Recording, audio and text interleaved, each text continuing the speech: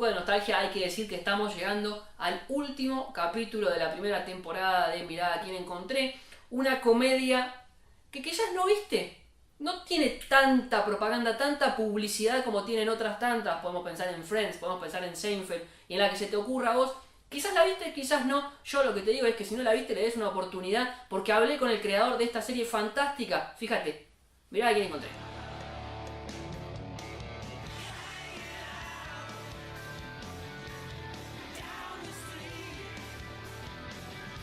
Anything you want to ask, as long as it's not about where Fez is from. How much did you study the 70s? For me, it was my life. You know, it was very much like I remembered so much of that stuff that you saw on that show is absolutely true. 70s was about me, myself as a kid. Red very much was my father, and my father was in Korea, my father was in World War II. And so I'm a product of that. I'm a product of Red. I'm always surprised by the fact that it is appreciated and liked all over the world. And I think that because of the way it looks, you know, and the period that it's set in, I think it's interesting to a lot of people when they see. You know, it doesn't look like everything else that was on TV. It didn't at that moment. You know, I think because all over the world people look at it and remember the fashion was kind of the same all over the world for that period. I basically just told the story of my friends and I growing up. I just basically reconstructed my high school years, and that became 70s, you know. What do you remember of telling the actors about what you expected of their characters? When I started doing 70s, those guys were kids, and they met me halfway. Like, I had an idea of who the people were, but then when I would watch their gifs, I would shape the character towards what I knew they could do. So I kind of felt like about 10 shows in, they knew their individual character better than I knew it. Because as the writer, as the showrunner, you look at the whole big picture. But as Mila would only think of Jackie, Wilmer would only think of Fez, and so they would spend so much time thinking about their character. They had greater insight than I had. Well, I guess I must be Eric's best friend, because I'm the only one that went to the trouble of getting him a birthday cake. It was really hard to find somebody to play that character, because that character he's good looking, and he was supposed to be good looking, you know. Ashton he's like a golden retriever that comes in the house after getting wet, and he does all this stuff, and you go, oh my God, you're getting the couch wet, but he's so brilliant, and he's so funny, that you go, change the cushions, you know, let him kind of do it. As soon as he came in Red, everybody in the room knew that's the guy. There's nobody. And he said, hey, my agent said that I got this part on a drama on NBC. We were like, you don't want to do that. But of course, his agent's giving him somebody said to him, they go, you should do the Bo Derek thing because you're not funny. So they said, you're not funny. And I was like, oh my God, they don't know you, man. Because he was funny. Like, right out of the gate, he knew how to be funny. And I thank God he didn't go do that show. Yeah. The devil, man. It's Congress. They passed a secret law to put backward messages in our records, man. There's a guy that very much he's sort of based on. And believe it or not, Danny even looked like him. And he was a conspiracy guy. Who grew up, and now he's a Trumper, which, okay. But I didn't want to tell them a whole bunch about their characters because I felt like if they read it, they'll absorb it. But if I just talk to them about it, it's maybe not as good as them just kind of watching what's going to happen with the stories and seeing their character. I would love car sex. Or just sex. Or just a car. The humanity of the other three boys was shown through Fez, because they knew he wasn't from there. They knew he was younger. They knew he needed to be educated about some stuff. And I think that I just love those relationships where they really were friends, you know. Bonnie Turner had a roommate in college who was a foreign exchange student. But that's where the name came from. F-E-S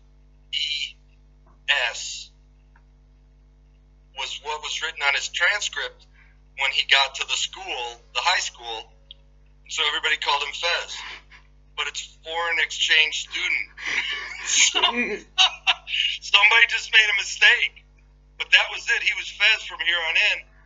And everybody's like, well, where's he from? I never said where he was from, and I never would say, because I wanted to do every kind of stupid cultural joke you could make about all of us. If you make him from a place, people would say, well, that's racist.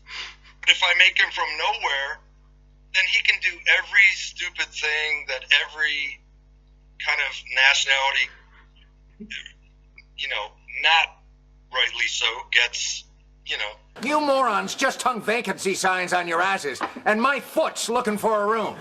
It's interesting. Kurtwood also looked a lot like my dad. Even my mother said that. And initially, people thought, he's mean. They said, he's mean, he's not funny. And I said, he's funny. You got to trust the fact that if that father doesn't have gravity, if he doesn't have, you know, some balls, the show won't work. Because I didn't grow up in a Leave It to Beaver house.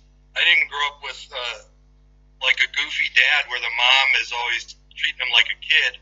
I grew up in a house with a badass, you know. And you're not afraid to do anything if you don't have somebody there to say, I'll kick your ass if you do that. You know? He was the funniest to me. He made me laugh the hardest. Yeah. Him and Tommy. The censors really lost their shit when Tommy would be in the photo mat. Because the photo mat, you couldn't even see into it sometimes. And the people from Fox would be like, no, clear the smoke out. Clear that smoke out. I don't want counseling. Donna does. So we're going. I'll tell you, ever since we got engaged, she's been treating me like some kind of child. Oh, where's my toy surprise? Can you tell me about the origin of that pod circle that you did many times in the show? I think Fox is the only network at that moment that would have let us do that show. When it came to the pot, Fox said, you can never show a joint. And so we thought, okay, we'll just be one step ahead of it. So the camera kept burning, and you knew that joint had just left the other guy's hand. So I could smoke the room up, and I could show them, you know, being funny, but I could never show the joint. And so what we did was we set a cameraman in the center of the four kids, whoever the four were in the basement. We put them all on stools, low stools, because the camera's on a wheel.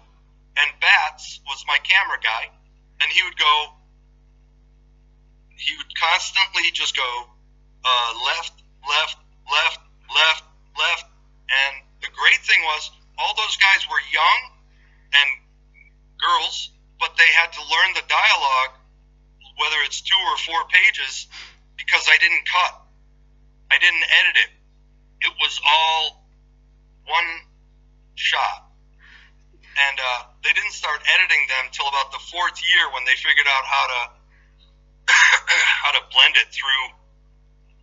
When you turned, they would figure out a way to blend it so they could cut. But I love the fact that we never cut, because that meant they all knew their lines. They're great actors. They were all great actors. They were all newbies when we started, and 4 of them had never acted before. But that was kind of like lightning in a bottle. Some people call me the space cowboy. Yeah. Some call me the gangster of love. It served no purpose to forward the plot. And that's what I love the most about that. There was no improv. And what's funny about those guys, none of them smoke pot. Ever. They never smoke pot. And That's what they told to you. That's what they told me, but I'm not like your dad. If you said, here's something funny, I have smoked pot for a while, and so, oh my gosh. One time I got high with Tommy Chong during a show night. Yeah. Oh my God. It was a terrible idea because I had to film a show, and when you're the showrunner, you're responsible for all kinds of crap. Yeah. And I'm like walking into the studio, and it's nighttime, and Tommy's standing there, and it's kind of like I will smoke pot with Tommy Chong because he's a god. Yeah. And you know it's good. And I took like 2, maybe 3 little hits off that. Then I went in and I'm trying to film a show. And I think Linda Wallum was like the exec producer. And I said, you got to stay with me because I don't know how to do this right now. Just stay by me because I don't know if I know what I'm doing. And so it passed. But I was like, oh man, what was I thinking? By getting high with Tommy. What do you remember of the day after the kiss between Topher and Joseph Gordon-Levitt was aired? Mm-hmm.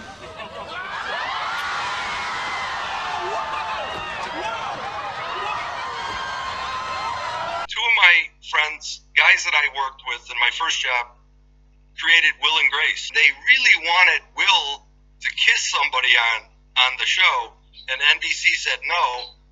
And on 70s, I had Joseph Gordon-Levitt kiss Topher, and that's the first time 2 men kissed on a comedy in primetime. Why didn't he appear in more episodes? Honestly, he really didn't want to. Because it was, I would have done anything. I would have just added him in if he'd wanted to. But Joseph, obviously he had other plans. Hasta ahí la charla con Mark Brazill y hasta acá las entrevistas de Mirada a Quién Encontré temporada 1, como siempre. Ojalá se hayan divertido tanto como yo puntualmente con esta entrevista que me cagué de risa casi que de principio a fin, conversando a corazón abierto con el creador de That 70 Show. Ojalá les haya gustado.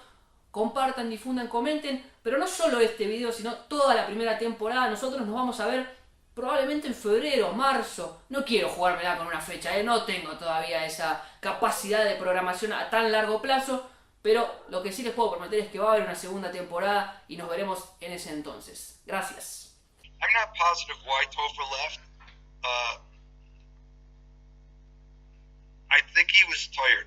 I think a lot of them were doing other stuff. Ashton and Topher both made movies on hiatus, and eventually it gets to the point where it's impossible to work the schedule out. And I think that features was always going to be the thing that Topher wanted to do. He and I have been talking even within the last month about doing another thing, but television has changed since then. Used to be that if you were a movie star, you couldn't do TV. Now it's all different. Yeah. TV and film, there's no difference,